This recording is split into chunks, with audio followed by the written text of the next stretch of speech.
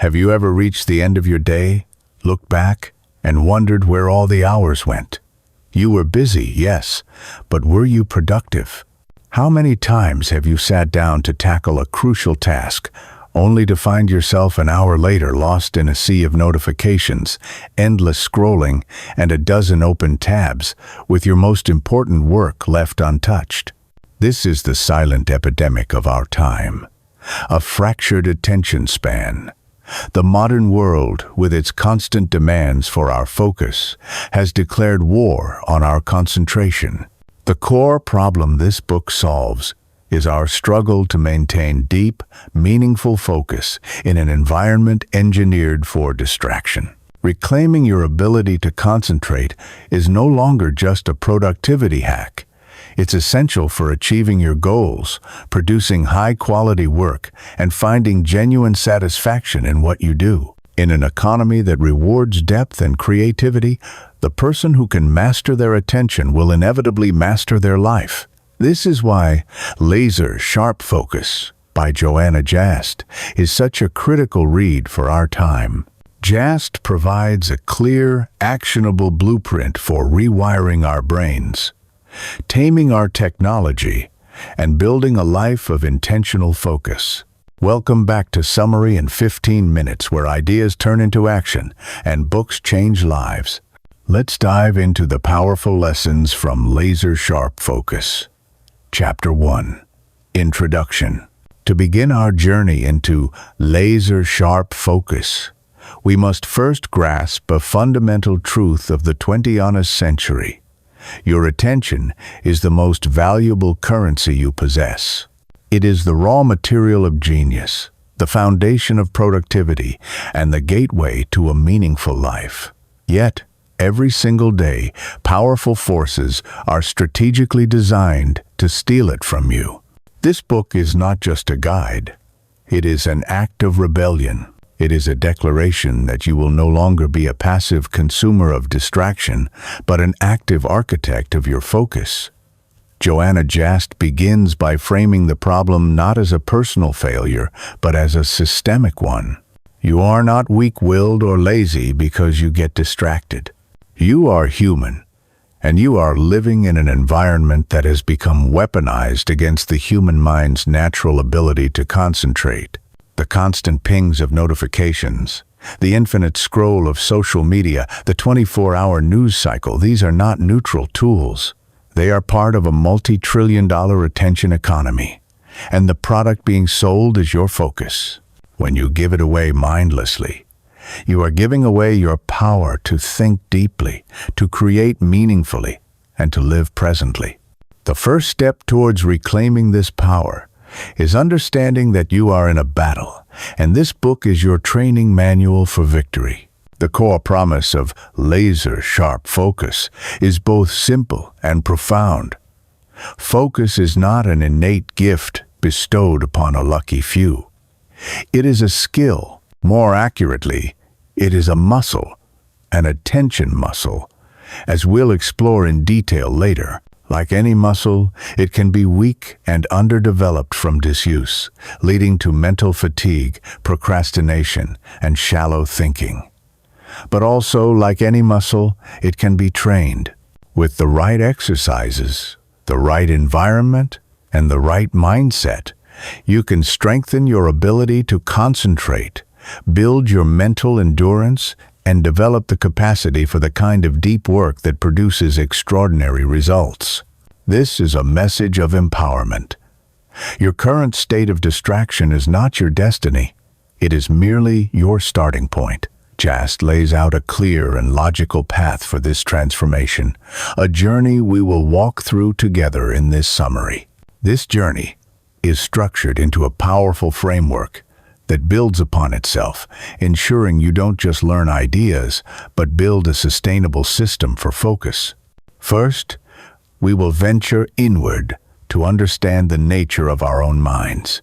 In Chapter 2, Understanding Your Distracted Mind, we will become cognitive detectives. We'll explore the neuroscience behind why we get distracted, uncovering the roles of dopamine, cognitive biases, and our brain's inherent novelty-seeking tendencies. Before you can fight an enemy, you must know its tactics. And in this case, the enemy is often our own untrained mental habits. We will learn to observe our thoughts without judgment and identify the internal triggers that pull us away from our intentions. Second, once we understand the why of distraction, we will move to the how of focus. In Chapter 3, Training Your Attention Muscle, we will step into the mental gym. This is the heart of the book's practical application. We will break down the specific, science-backed techniques for strengthening your focus. Think of this as the workout regimen for your brain. We'll cover everything from mindfulness and meditation practices that sharpen your moment-to-moment awareness to powerful concentration exercises that increase your ability to sustain focus on a single task for extended periods. You will learn to treat your attention not as a resource to be spent, but as a capacity to be cultivated. Third, with a stronger mind, we must then address the world around us. In Chapter 4, Designing a Distraction-Free Zone, we will learn to become architects of our environment. Jast argues that willpower is a finite and unreliable resource. Relying on it to fight off constant distractions is a losing battle. A smarter strategy is to eliminate the battle altogether. This chapter provides a blueprint for constructing physical and digital environments that support deep work by default. We will learn how to minimize interruptions, structure our workspace for optimal flow, and create sacred blocks of time where focused work is not just possible, but inevitable. Finally, we will confront the biggest challenge to modern focus head-on. In Chapter 5, Mastering Your Digital World, we will learn to transform our relationship with technology from one of mindless consumption to one of intentional use. Our devices are not inherently evil, but their default settings are designed to serve the goals of their creators, not our own. This chapter will equip you with the strategies to tame your smartphone, manage your email and notifications, and use digital tools as a master uses their instruments with purpose, skill, and control. We will learn to bend technology to our will, rather than allowing it to bend us to its. The introduction to laser-sharp focus sets a clear and inspiring tone. This is not about becoming a rigid, unfeeling productivity machine. It's about becoming more human. It's about creating the mental space necessary for creativity to flourish, for relationships to deepen, and for work to become a source of pride and fulfillment instead of a source of stress and anxiety. It's about choosing what you give your attention to, and in doing so, choosing how you experience your life. The journey requires effort, but the destination is nothing short of reclaiming control over your mind and, by extension, your destiny. Chapter 2. Understanding Your Distracted Mind. Before we can build the towering skyscraper of laser-sharp focus, we must first understand the ground on which we are building. And for most of us, that ground is shaky, unstable, and prone to constant tremors. This chapter takes us on a crucial journey inward, not to judge or criticize our wandering minds, but to understand them with the curiosity of a scientist and the compassion of a wise mentor. To win the war for our attention, we must first know the enemy. And as Joanna Jast reveals, the enemy is not out there in our devices. It is hardwired into our very biology and psychology. The goal of this chapter is to turn you into an expert on your own mind, to understand its programming so you can begin to rewrite it. We begin with the fundamental neuroscience of distraction, the why behind our wandering attention. The uncomfortable truth is that our brains did not evolve for the modern world. They are ancient survival machines, finely tuned over millions of years to do one thing above all else: keep us alive in a dangerous environment. This primal wiring has three key features that are constantly exploited by the modern world. First is the novelty bias. Our ancestors' survival depended on their ability to instantly notice a change in their environment. The snap of a twig, a new scent on the wind, a shadow moving in the periphery. These could signal a predator or a source of food. As a result, our brains are designed to release a small, stimulating shot of dopamine whenever we encounter something new and unexpected. Now, transport that brain into the 21st century. Every notification, every email alert, every breaking news banner is the modern-day equivalent of a snapping twig. These digital stimuli are perfectly engineered to hijack our novelty bias. They scream, "Pay attention to me, I might be important," even when they are trivial. Your brain isn't failing when it gets pulled away by a notification. It's doing exactly what it was programmed to do. The problem is that our environment now provides an infinite stream of these artificial threats and opportunities, keeping our survival system in a state of constant, low-grade alert, and fragmenting our attention into 1,000 useless pieces. Second, and deeply related, is the powerful mechanism of the dopamine reward loop. Dopamine is often called the pleasure chemical, but that's not quite accurate. It's more accurately the motivation chemical. It drives us to seek rewards. Our digital world has perfected the art of delivering variable, unpredictable rewards that get us hooked. When you pull to refresh your social media feed, you don't know what you'll find. It might be nothing, or it might be a wonderful comment from a friend. When you check your email, it might be junk, or it might be the good news you've been waiting for. This unpredictability is what makes it so addictive. It's the exact same principle that makes slot machines in Las Vegas so compelling. Every time we give in to a digital distraction and get a small reward, a like, a message, an interesting article, our brain gets a hit of dopamine, reinforcing the behavior. This creates a powerful neurological feedback loop. Feel a moment of boredom, seek a distraction, get a dopamine reward, and strengthen the neural pathway that tells your brain, next time you feel bored, do that again. Over time, our brains become conditioned to seek out these tiny, easy rewards at the slightest hint of discomfort, making sustained focus on difficult long-term tasks feel almost impossible. Third is the reality of cognitive load and decision fatigue. Think of your prefrontal cortex, the part of your brain responsible for executive functions like planning, self-control, and deep focus, as a battery with a limited daily charge. Every decision you make, no matter how small, drains a bit of that battery. Should I open this email now or later? Should I click on this link? Should I reply to this text? In a state of constant distraction, we are forcing our brains to make hundreds of these tiny, unnecessary decisions every hour. This leads to a state of decision fatigue. Furthermore, the popular myth of multitasking is just that, a myth.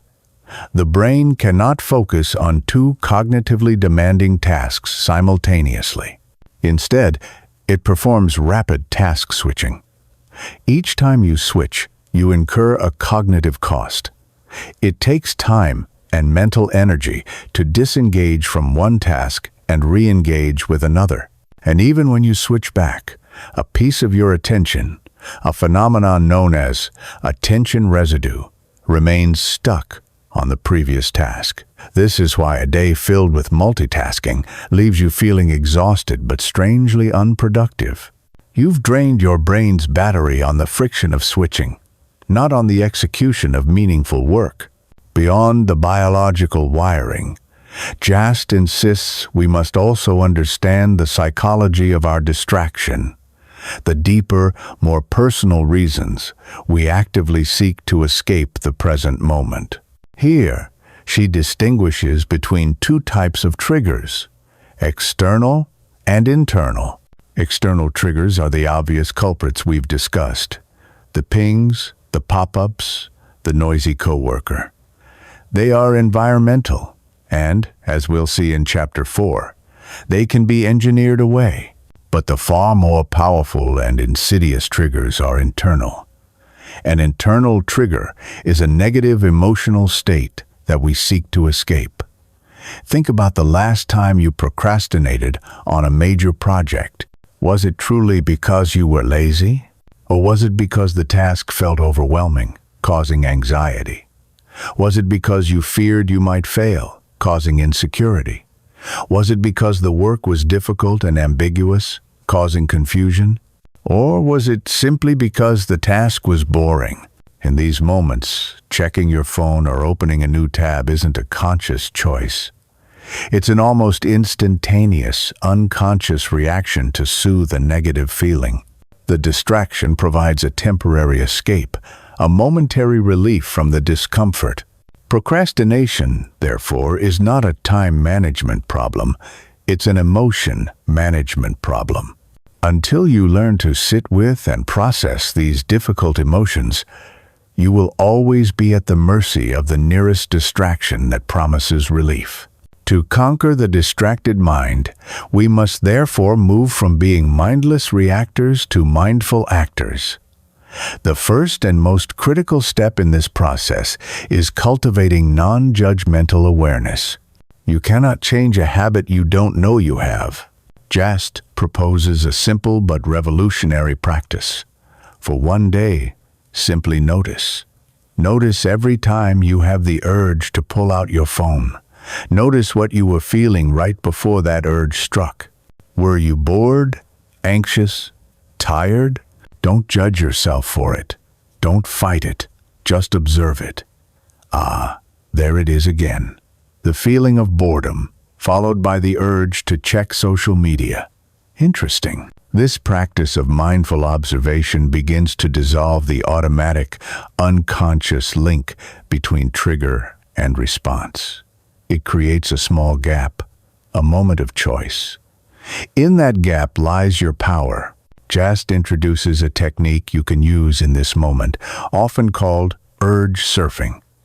When you feel the pull of a distraction, imagine it as a wave in the ocean. Your instinct is to either be crushed by it, give in, or to try and push it back, which is exhausting and often futile. Urge surfing offers a third option. You watch the wave. You observe its texture, its power, its peak. You feel the pull. You acknowledge its presence, but you don't act on it. You simply stay present with the sensation, knowing that, like any wave, it will eventually lose its energy and recede. Each time you successfully surf an urge, you are doing two things. You are weakening the old neural pathway of mindless reaction, and you are strengthening the new neural pathway of conscious choice. You are teaching your brain that you are in charge, not your fleeting impulses. Understanding your distracted mind is the diagnostic phase of your training. It's about realizing that your struggle with focus is not a moral failing. It is a result of the mismatch between our ancient brain wiring and our modern, superstimulating world. By understanding the roles of novelty bias, dopamine loops, and cognitive load, we can stop blaming ourselves and start designing better strategies.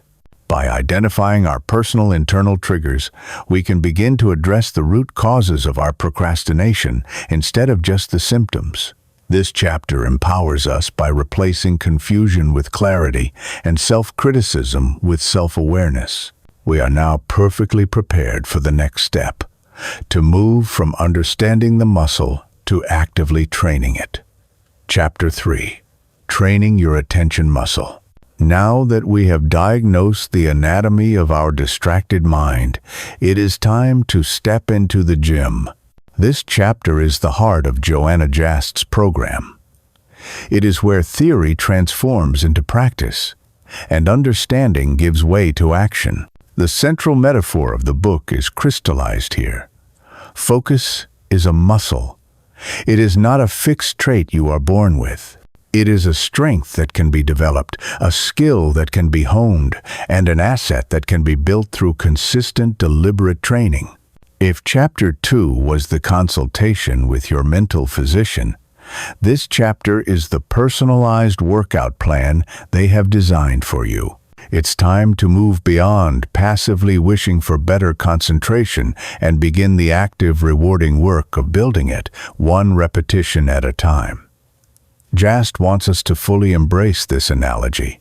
When you want to strengthen your bicep, you don't just stare at a dumbbell and hope for the best. You perform curls consistently and with proper form. The same principle applies to your mind. You cannot hope your way to better focus. You must train your way there. This training involves specific exercises that target the different components of your attention system.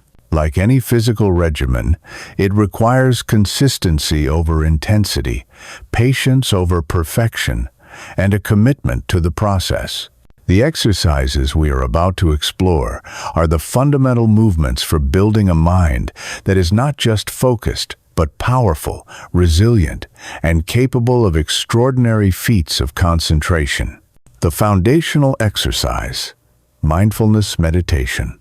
Every great training program starts with a foundational compound exercise, the squat or the deadlift of the physical world.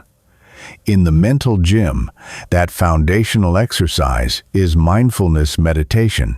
This practice is, quite simply, the most direct way to train the prefrontal cortex, the command center of your focus.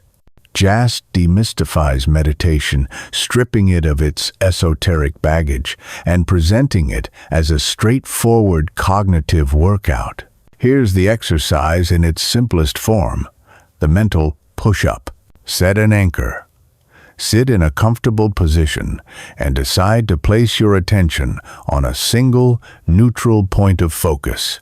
The most common anchor is the physical sensation of your breath, the feeling of air entering your nostrils, the rise and fall of your chest, the inevitable wandering. Within seconds, your mind will do what it naturally does. It will wander. A thought about a work deadline, a memory from yesterday, a plan for dinner. It will drift away from the anchor.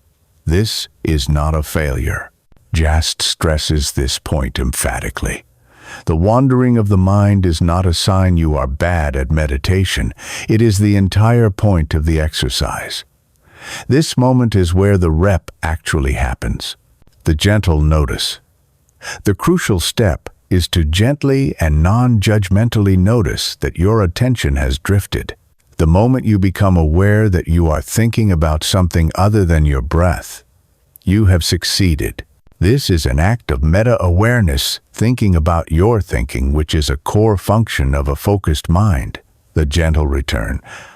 Finally, you gently and kindly escort your attention back to your anchor, the breath. You don't get angry or frustrated with yourself. You simply guide it back, like leading a lost puppy home. That's it. That four-step process focus, wander, notice, return, is one full repetition. Every time you complete this loop, you are physically strengthening the neural circuits associated with attention, self-awareness, and emotional regulation. The goal of meditation is not to achieve a perfectly empty mind.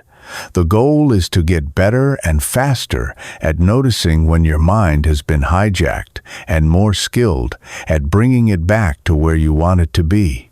This skill, practiced for just 10 minutes a day in a quiet room, translates directly into your work. When you're writing a report and the urge to check email arises, you'll have the trained ability to notice that impulse without acting on it and gently return your focus to the report. Meditation is the fundamental conditioning for your attention muscle. Active concentration training. Focus sprints. While meditation builds the raw strength and stability of your attention, you also need to train its endurance and power when applied to specific tasks. This is where active concentration training, or focus sprints, comes in. This is the equivalent of taking your newfound muscle into the field and training for your specific sport. The most famous framework for this is the Pomodoro technique, which Jast presents as a powerful structure for practicing deep work. The system is simple. Choose a single task. Select one, and only one, important task you need to work on. The specificity is crucial. Not work on the report, but write the first draft of the introduction to the report. Set a timer. Set a timer for a specific, uninterrupted period. The traditional Pomodoro is 25 minutes, but you can start with 15 or even 10 if you're new to this. This is your sprint. Work with undivided focus. During that sprint, your commitment is absolute. You work only on the chosen task. No email, no phone, it should be in another room. No switching to other tasks. If an idea or a different to-do item pops into your head, quickly jot it down on a piece of paper and immediately return to your sprint. You are training your brain to stay in a single lane. Take a deliberate break. When the timer rings, you must stop. You've completed one sprint. Now, you take a short, intentional break, typically 5 minutes. The key here is that the break must be a real break. Do not check your email or social media, as this is fake rest that continues to drain your cognitive battery. Instead, get up, stretch, get a glass of water, look out a window. Allow your brain to enter a diffused mode, which is critical for creativity and consolidation. After 4 sprints, you take a longer break of 15-30 minutes. This method is brilliant because it trains multiple aspects of focus. Single tasking trains your brain to resist the dopamine-driven urge to switch contexts. Time boxing overcomes the inertia of procrastination. Committing to 25 minutes feels much less daunting than facing a 4-hour block of work. And intentional breaks teach you the essential rhythm of deep work. Intense, focused effort, followed by genuine, restorative rest.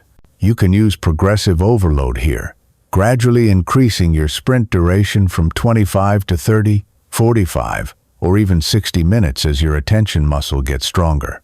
Advanced training, strengthening, selective attention. A key component of focus isn't just holding your attention on one thing, it's actively filtering out everything else. This is called selective attention. Jast suggests practical, real-world exercises to train this specific skill. One powerful exercise is auditory focus. Go to a place with a rich and varied soundscape, like a park, a library, or a coffee shop. Your task is to consciously select one sound and make it the exclusive object of your attention. For instance, in a coffee shop, you might choose to focus only on the sound of the espresso machine, its hiss, its gurgle, its clicks. Your goal is to hold your attention there, allowing all the other sounds, the chatter of people, the music playing, the clinking of cups to fade into the background. Inevitably, a loud laugh or an interesting snippet of conversation will pull your focus away. This is the rep. Just as in meditation, your job is to notice that your attention has been captured and gently guide it back to your chosen sound. Practicing this for just a few minutes a day trains your brain to be a better filter, making it easier to stay focused on your work when distractions arise in an open-plan office or a busy home environment. Finally, Jast reminds us that no muscle can perform at its peak without proper fuel and recovery. The most brilliant training regimen is useless if you don't allow the muscle to repair and grow stronger. This means prioritizing true rest and recovery. In our always-on culture, we've forgotten how to truly disengage. Scrolling through news feeds is not rest. It is cognitive junk food that exhausts your attention. True rest involves activities that allow your prefrontal cortex to go offline. Taking a walk in nature, engaging in a hobby, having a conversation with a loved one, or simply allowing yourself to be bored.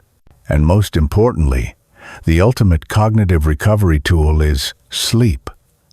A sleep-deprived brain is a distracted brain, period. Protecting your sleep is one of the most effective things you can do to improve your focus the next day. This chapter is a call to arms. It provides the practical, actionable toolkit for forging a focused mind. Through the foundational strength built by meditation, the task-oriented endurance from focus sprints, the filtering skill from selective attention exercises, and the restorative power of true rest, you can systematically upgrade your ability to concentrate.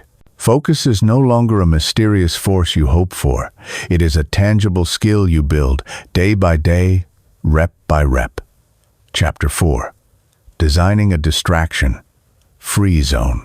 We have explored the inner workings of our mind and learned the exercises to strengthen our attention muscle.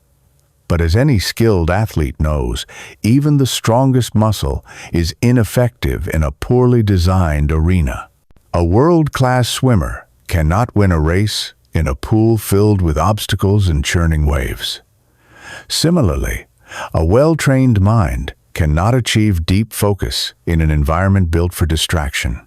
This chapter shifts our perspective outward, from internal training to external design. Joanna Jast presents a powerful, liberating idea. Stop relying on willpower. Start relying on intelligent design. Most of us live our lives as cognitive firefighters. Distractions flare up like small fires around us. A notification, a noisy colleague, a tempting website, and we expend massive amounts of mental energy, our precious willpower, trying to extinguish them one by one. By the end of the day, we are exhausted, and our most important work is left in smoke. Jast argues for a radically different approach.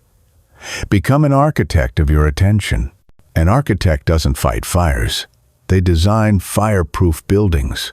They make safety the default. Your goal is to redesign your physical and temporal environments so that focus is the path of least resistance. It's about creating a world where your desired behaviors are easy and your undesired behaviors are difficult. This is not about restriction. It's about liberation. Freeing your finite willpower for the work that truly matters. Architecting your physical space. Your brain is a powerful association machine. It constantly forms connections between what you see and how you should feel or act. When you work from your sofa, your brain is confused. It has a deep, established connection between the sofa and relaxation, Netflix and napping. You are forcing it to fight against its own wiring. This is why the first principle of environmental design is to create a sacred space. This is a physical location dedicated to one thing and one thing only: deep, focused work. It could be a separate home office, a specific desk in the corner of your room, or even a particular chair at the dining table that is used only for work. When you consistently enter this space for focused sessions, your brain builds a powerful neurological association. The space itself becomes a potent trigger for concentration. Just sitting down in your focus chair signals to your mind that it's time to get to work, dramatically reducing the friction and procrastination involved in starting. This single habit, separating your workspace from your living space, no matter how small, is one of the most effective productivity changes you can make. Once you have your sacred space, you must curate what enters it. Physical clutter creates mental clutter. A desk covered in old papers, random gadgets, and coffee mugs is a battlefield for your attention. Each object is a tiny, silent distraction, A visual open loop that whispers to your subconscious and drains a small amount of cognitive energy. The principle is simple: a clear space for a clear mind. Before a deep work session, take 2 minutes to clear your desk of everything except the absolute essentials needed for the task at hand. This act of clearing your physical environment sends a powerful signal of clarity and purpose to your brain. This extends to your digital desktop as well. A screen littered with icons and open windows is the digital equivalent of a messy desk. Next, you must consciously manage your sensory inputs. Control your visual field by positioning your desk to face a neutral wall instead of a window with a busy view or a high-traffic area of your home or office. Remove anything from your line of sight that is not related to your current task. Control your auditory environment by investing in a pair of good noise-canceling headphones. They are one of the greatest focus tools ever invented, creating a cone of silence that signals to both yourself and others that you are unavailable. Experiment with instrumental music, white noise, or ambient soundscapes, like the sound of rain or a coffee shop, to help mask distracting background noise and promote a state of flow. Finally, you must prime your environment to eliminate friction. Create a ready-to-work setup. Before you end your day, prepare your sacred space for the next morning. Open the exact tabs and documents you'll need for your first focus sprint. Put out your notebook and pen. Fill your water bottle. The goal is to make starting your most important work as seamless as possible. When you sit down, you can begin immediately, without wasting your fresh, peak mental energy on the administrative friction of getting set up. Architecting your time. Just as you can architect your physical space, you must also architect your time. Jast argues that a vague to-do list is often just a list of good intentions that produces anxiety, not results. A far more powerful method is time blocking, which means giving every task a specific home in your schedule. Instead of a to-do list that says, "Write project proposal," you look at your calendar and create an appointment with yourself. 9:00 a.m., 10:30 a.m., draft introduction and outline for project proposal. This simple act transforms a floating intention into a concrete commitment. It forces you to confront the reality of how much time you actually have in a day and to make proactive, intelligent decisions about how to allocate it. Your calendar becomes a clear, visual representation of your priorities. If it's not on the calendar, it doesn't get done. To make the transition into these focused blocks easier, develop a deep work ritual. This is a short, consistent routine that you perform immediately before starting a focus sprint. It signals to your brain that a period of intense concentration is about to begin. Your ritual could be as simple as 1. Tidy your desk. 2. Close all unnecessary tabs. 3. Pour a glass of water. 4. Turn on your focus music. 5. Spend 1 minute reviewing your specific goal for the session. This ritual acts like a launch sequence, automating the process of overcoming procrastination and easing you into a state of flow. Crucially, you must assign your most important work to your best hours. Identify your biological prime time, the 1 to 3 hour window in your day when you have the most mental energy. For many, this is in the morning, but for others, it might be the afternoon or late at night. You must be ruthless in protecting this time.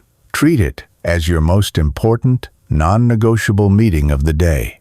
This is not the time for checking email, attending low-value meetings, or doing administrative tasks.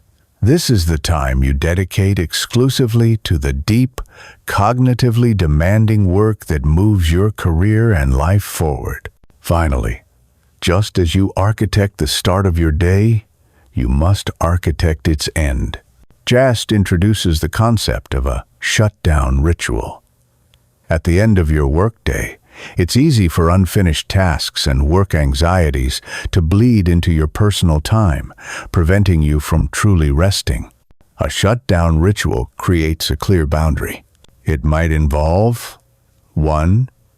Taking 10 minutes to review what you've accomplished. 2. Migrating any unfinished tasks to a plan for tomorrow. 3. Tidying your desk for the ready-to-work setup. 4. Verbally saying a consistent phrase, like "shutdown complete." This ritual signals to your brain that the workday is officially over. It closes the open loops that would otherwise steal your attention in the evening, allowing your mind to fully disengage and recharge, ensuring you return the next day with a full battery. By becoming an architect of your environment, you change the very game of focus. You stop trying to win through brute force and willpower and start winning through intelligent, intentional design. You create a physical and temporal world that doesn't just allow for focus, but actively encourages and supports it. You make deep work the default, the natural outcome of how your day is structured, freeing your mind to do what it does best.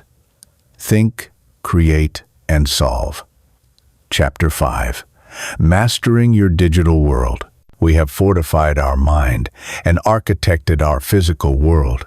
But now we must confront the greatest and most relentless challenger to our focus, the digital realm. Our smartphones, inboxes, and the infinite expanse of the internet represent the modern frontier of distraction, an environment specifically engineered to capture and monetize our attention. In this final, critical chapter, Joanna Jast provides the strategy for the ultimate act of rebellion. It's about transforming your relationship with technology from one of mindless servitude to one of conscious mastery. The core philosophy is this: technology is a phenomenal tool but a terrible tyrant. A hammer is useful for building a house, but you wouldn't let it decide where the nails go. For most of us, our devices have become the tyrants of our time, dictating where we place our attention, how we spend our hours, and even how we feel. This chapter is a declaration of independence. It equips you with the tactical knowledge to overthrow the digital tyrant and reclaim your technology as a powerful, obedient tool configured to serve your goals, not the goals of a Silicon Valley algorithm. The key to this transformation is a single, powerful word: intentionality. Taming the smartphone. The smartphone is the ground zero of the attention war. It is a slot machine, a news ticker, and a social validation engine, all wrapped into one, designed to be irresistible. Taming it is not about giving it up. It's about stripping it of its power to hijack your brain. The first, most radical step is to adopt a dumb phone philosophy on your smartphone. This means performing a ruthless digital declutter. Go through every app on your phone and ask a simple question: does this app provide significant, consistent value that aligns with my deepest goals? If the answer is no, or if its primary function is to provide variable rewards that kill time, delete it. This almost always includes social media apps, news apps, and games. The goal is to revert your phone back to its primary function as a utility, a tool for communication, navigation, photography, and banking, not an endless entertainment device. If you need to check social media, do it intentionally on a schedule from a computer, not reactively from the device in your pocket. Next, you must perform a notification neutralization. Notifications are the single most destructive force to deep work.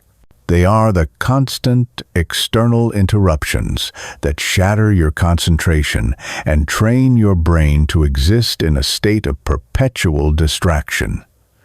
Jast's solution is absolute. Adopt a zero notification policy. Go into your phone settings and turn off all notifications, sounds, banners, and red badge icons for every single app. The only exceptions should be for essential person-to-person communication, such as phone calls and perhaps text messages from your immediate family. This single act is profoundly transformative. It puts you back in the driver's seat. You, not the app, now decide when it's time to seek information. The world can wait. To break the unconscious habits, you must introduce strategic friction. The twitchy, automatic gesture of opening a distracting app is a deeply ingrained motor program. To break it, make the process slightly more difficult. Move any remaining time-wasting apps off your home screen and bury them inside a folder on the last page. That extra swipe and tap can be just enough of a pause for your conscious mind to intervene and ask, "Do I really want to do this right now?" An even more powerful technique is to switch your phone to grayscale mode. This strips away the bright, stimulating colors of icons and notifications that are designed to trigger a dopamine response in your brain, making the entire device significantly less appealing and addictive. Finally, establish phone-free zones and times. Create sacred spaces where your phone is physically not allowed. The most important of these are the dinner table, to allow for present human connection, and the bedroom. Your bedroom should be a sanctuary for sleep and rest, and the blue light and psychological stimulation from a phone actively disrupt that. Similarly, make the first hour of your day a phone-free zone. Instead of starting your day by reacting to the world's agenda in your inbox, start it proactively, with mindfulness, exercise, or planning, allowing you to set the tone for a focused, intentional day. Conquering email. Email is the professional's Sisyphean task, a never-ending stream of other people's priorities masquerading as your work. The goal is not to achieve the mythical inbox zero every day, but to establish inbox control. The most effective strategy for this is batch processing. Stop keeping your email client open all day. An open inbox is like an open invitation for constant distraction. Instead, treat email like any other task. Schedule it. Designate 2 or 3 specific short blocks of time per day, e.g. 10:00 a.m., 1:00 p.m., and 4:00 p.m. to process your email. Outside of these scheduled blocks, your email client must remain closed. This frees you from the tyranny of the new message alert and allows you to engage in long, uninterrupted stretches of deep work. When you do open your inbox during a scheduled batch, you must be ruthlessly efficient. Employ the one-touch rule, also known as Ohio, only handle it once. For every single email you open, you make an immediate decision and act on it. Your options are delete, archive. If it's informational or no action is required, delegate. If it's someone else's responsibility, forward it immediately. Do it. If the required action will take 2 minutes or less, do it. Right then and there. Defer. If it's a real task that requires more time, do not leave it in your inbox. Move it out of the inbox and into your trusted task management system, or schedule it as a time block on your calendar. Your inbox should be a temporary processing station, not a permanent home for your to-do list. Keeping tasks in your inbox means they will constantly redistract you every time you scan your messages. Intentional internet usage. The internet is the world's greatest library and its greatest casino all at once. To use it effectively, You must adopt a search, don't surf mentality. Before you open a web browser, have a clear, specific intention. What question are you trying to answer? What information do you need? Go in, get what you need, and get out. Resist the siren call of recommended articles, trending topics, and clickbait headlines, which are designed to pull you from your intended path into a vortex of mindless browsing. Become the strict curator of your information diet. You wouldn't eat junk food all day and expect to feel good. Similarly, you cannot consume a diet of low-quality, algorithmically fed information and expect to think clearly. Be ruthless about unsubscribing from email newsletters you never read. Unfollow social media accounts that don't add genuine value to your life. Use tools like RSS readers to pull high-quality content from trusted sources directly to you, turning the fire hose of the internet into a calm, curated stream that you control. Finally, use technology against itself. During your protected deep work blocks, use website blocking tools. These applications make it physically impossible for you to access your biggest time-wasting sites. This is the ultimate expression of the architect's mindset. Instead of relying on finite willpower to resist temptation, you simply remove the temptation altogether. Mastering your digital world is the final, capstone skill in building a life of laser-sharp focus. It's the conscious act of choosing your own goals over the goals of 1,000 corporations vying for your eyeballs. By taming your smartphone, controlling your inbox, and using the internet with surgical precision, you cease to be a puppet of your technology. You become its master. You reclaim your time, your energy, and most importantly, your attention, freeing yourself to finally do the deep, meaningful work you were meant to do. Chapter 6. Conclusion. We have reached the end of our journey through laser-sharp focus. But we have arrived at a new beginning, the first day of a more intentional, present, and impactful life. We began with a simple, relatable problem, a feeling of being constantly busy yet unproductive, of our days being stolen by 1,000 tiny distractions. Now, we leave with a complete blueprint for reclaiming our attention and, with it, our lives. The central, empowering truth of this book is that focus is not a gift, but a choice, a skill that can be cultivated, and a muscle that can be strengthened. It's a declaration that you do not have to be a casualty of the attention economy. You can be its master. Let's look back at the powerful framework we've built. First, we journeyed inward to understand our distracted mind.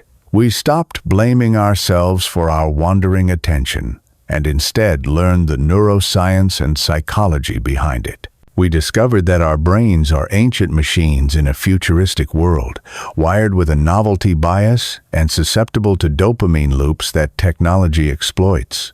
The key takeaway was to replace self-criticism with self-awareness, learning to observe our internal triggers and urges without judgment. With this understanding, we stepped into the mental gym to train our attention muscle.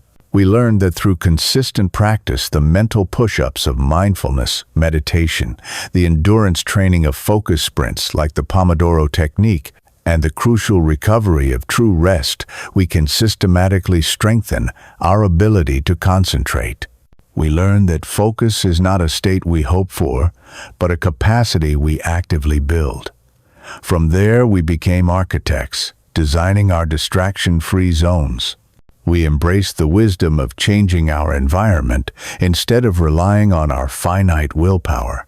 By creating sacred spaces for deep work, structuring our days with time blocking, and implementing powerful rituals to start and end our work, we learned to make focus the path of least resistance. Finally, we confronted the modern world's greatest challenge. By learning to master our digital world, we learned the tactical skills to transform our smartphones from tyrants into tools, to control the flood of email through batch processing, and to use the internet with surgical precision. We learn to bend technology to our will, ensuring it serves our goals, not the other way around. These are not just a collection of life hacks. They are the interconnected pillars of an intentional life. Understanding your mind gives you the why. Training your attention gives you the how. Designing your environment makes it easy. And mastering your technology makes it sustainable. The ultimate promise of laser-sharp focus is not about becoming a productivity machine. It is about becoming more human. It's about creating the mental space to think deeply, to create with passion, to solve hard problems, and to be fully present with the people and experiences that matter most.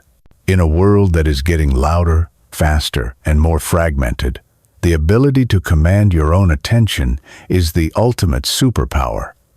Your call to action today is simple. Do not try to implement everything at once. Choose one thing, just for today.